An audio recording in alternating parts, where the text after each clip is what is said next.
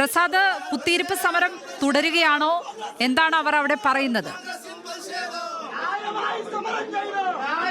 ലക്ഷ്മി, കുത്തിയിരിപ്പ് സമരം തുടരുകയാണ്. ഇതിൽ രാഹുൽ മാങ്കൂട്ടത്തിലും സന്ദീപ് വാര്യരും പറയുന്നത് യൂത്ത് കോൺഗ്രസ് നടത്തിയിട്ടുള്ള BJP ഓഫീസിലേക്ക് മാർച്ച് നടത്തിയ സമയത്ത് BJP പ്രവർത്തകർ അതിന് ബദലായി അവിടെ കൊലവിളി മുദ്രാവാക്യം ഉയർത്തി. രാഹുൽ മാങ്കൂട്ടത്തിനെതിരെയും സന്ദീപ് വാര്യർക്കെതിരെയുമാണ് കൊലവിളി മുദ്രാവാക്യം ഉയർത്തിയത്. ഈ സംഭവത്തിൽ ഒരു നടപടിയും പോലീസിന്റെ ഭാഗത്ത് ഉണ്ടായിട്ടില്ല. അവർക്കെതിരെ കേസെടുക്കണം എന്നുള്ളതാണ്. മറ്റൊന്ന്, സമരം നടത്തിയപ്പോൾ യൂത്ത് കോൺഗ്രസിന്റെ മാർച്ചിൽ യൂത്ത് കോൺഗ്രസിന്റെ ജില്ലാ പ്രസിഡന്റ് ഉൾപ്പെടെയുള്ള ആളുകൾക്ക് മർദ്ദനമേറ്റിട്ടുണ്ട്.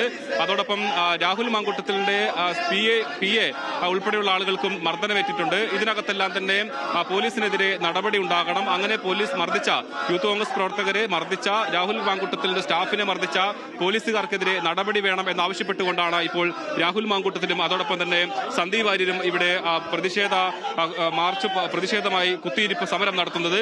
എന്തായാലും വലിയ പ്രതിഷേധം ഇപ്പോൾ കോൺഗ്രസിന്റെ ഭാഗത്ത് നിന്ന് ഉണ്ടാകുന്നുണ്ട്. ഇതിനകത്ത് നടപടി ഉണ്ടാകുന്നതുവരെ സമരം തുടരും എന്ന് തന്നെയാണ് രാഹുൽ മാങ്കൂട്ടത്തിൽ പറയുന്നത്.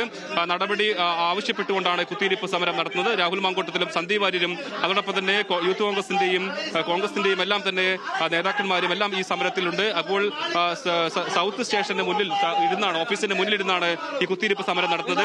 രാഹുൽ, ഇതിനകത്ത് നടപടി ഉണ്ടാകുന്നത് വരെ സമരമായി മുന്നോട്ട് തന്നെ പോകുകയാണ്. ഈ വിഷയത്തിനകത്ത് തീർപ്പുണ്ടാകുന്നവരെ പലതരത്തിലുള്ള തുടർ സമരങ്ങൾ ഉണ്ടാകും. ഇവിടെ പോലീസ് അനാവശ്യമായിട്ട് RSSന് കാവൽ നിൽക്കുകയല്ലേ? RSSന് കാവൽ നിൽക്കുന്ന എന്ത് ബാധ്യത ഇവർക്കുള്ളത്? BJPക്ക് എന്തിനാണ് ഇവർ കാവൽ നിൽക്കുന്നത്? ഇവിടെ നിങ്ങൾ ആ മാർച്ച് റിപ്പോർട്ട് ചെയ്ത ആളുകളല്ലേ? രാവിലത്തെ മാർച്ച് നിങ്ങൾ കണ്ടില്ലേ? രാവിലത്തെ മാർച്ചിൽ അങ്ങേയറ്റം പ്രകോപനപരമായി സംസാരിച്ച ഒരു മാർച്ച്, അത്രയും സംഘർഷം അവിടെ ഉണ്ടാക്കിയിട്ട് അതിന്റെ ഉദ്ഘാടകനെ അറസ്റ്റ് ചെയ്തോ? MD രമേശിനെ അറസ്റ്റ് ചെയ്തോ? ഇവിടെ സന്ദീപ് വാര്യർ ഉദ്ഘാടകനെ അറസ്റ്റ് ചെയ്യുക, അതിന്റെ കീഴ്വഴക്ക ഇയാൾ അവിടെ മാർച്ച് സംഘർഷം ഉണ്ടാക്കാൻ പോയോ? പോലീസ് പക്ഷപാതപരമായി പോലീസ് പക്ഷപാതമല്ല, പോലീസ് RSS ആണ്. എന്ത് പോലീസ്? തൊപ്പി വെച്ച കുറച്ച് RSSകാര്. സന്ദീപ്, എന്താണ് പറയുന്നത്? ഇപ്പോൾ വലിയ പ്രതിഷേധം ഉയർന്നു കഴിഞ്ഞിരിക്കുകയാണ്. നിങ്ങളെല്ലാം കുത്തിയിരിപ്പ് സമരം തുടരാൻ തന്നെയാണോ തീരുമാനം? അല്ല, തീർച്ചയായിട്ടും ഇതൊരു ജനാധിപത്യപരമായ പ്രതിഷേധമാണല്ലോ. ഇപ്പോൾ പാലക്കാട്ടെ ജനപ്രതിനിധിക്കെതിരെ കൊലവിളി മുദ്രാവാക്യം മുഴക്കിയ പ്രതികൾ ഇപ്പോഴും അവിടെ നിൽക്കുകയാണ്. ഞാൻ ആ പ്രതികളുടെ പശ്ചാത്തലം സൂചിപ്പിച്ചു. ഈ കൊലവിളി പ്രസംഗം നടത്തിയിട്ടുള്ള BJPയുടെ ജില്ലാ പ്രസിഡന്റ് കൊലക്കേസ് പ്രതിയാണ്, രാഷ്ട്രീയ കൊലപാതകമല്ല. ഗുണ്ടാ നേതാവിനെ കൊല ചെയ്ത കേസിലെ പ്രതിയാണ്, 302 കേസിലെ പ്രതിയാണ്. ഏതെങ്കിലും തരത്തിൽ രാഷ്ട്രീയമായിട്ട് പ്രതികർക്കപ്പെട്ടയാളല്ല, നേരിട്ട് ആ കൊലക്കേസിൽ പ്രതിയായിട്ട് ഒരാളാണ്. അയാൾ കൊലവിളി നടത്തുക എന്ന് പറഞ്ഞാൽ അതിന് ഗ്രാവിറ്റി കൂടുതലാണ് നിയമത്തിന്റെ ദൃഷ്ടിയിൽ.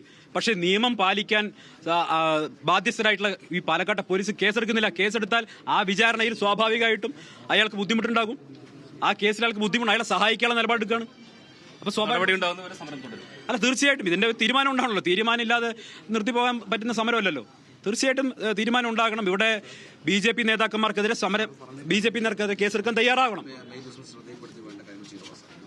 ലക്ഷ്മി, എന്തായാലും നടപടി ഉണ്ടാകുന്നത് വരെ സമരം തുടരും എന്ന് തന്നെയാണ് പറഞ്ഞിട്ടുള്ളത്. എന്തായാലും സമരം തുടരുകയാണ്. അതോടൊപ്പം തന്നെ BJP പ്രവർത്തകരുടെ പ്രതിഷേധം അവരുടെ നഗരത്തിലും ഉണ്ടായിരുന്നു. ഈ മാർച്ചുമായി ബന്ധപ്പെട്ടുകൊണ്ട് ഇന്ന് രാവിലെ മുതൽ തുടങ്ങിയ പ്രതിഷേധമാണ്. രാവിലെ MLAയുടെ ഓഫീസിലേക്ക് BJP പ്രവർത്തകരാണ് മാർച്ച് നടത്തിയതെങ്കിൽ വൈകുന്നേരം യൂത്ത് കോൺഗ്രസ് BJP ഓഫീസിലേക്ക് മാർച്ച് നടത്തി. ആ മാർച്ചാണ് ഇപ്പോൾ സംഘർഷത്തിൽ കലാശിച്ചിട്ടുള്ളത്.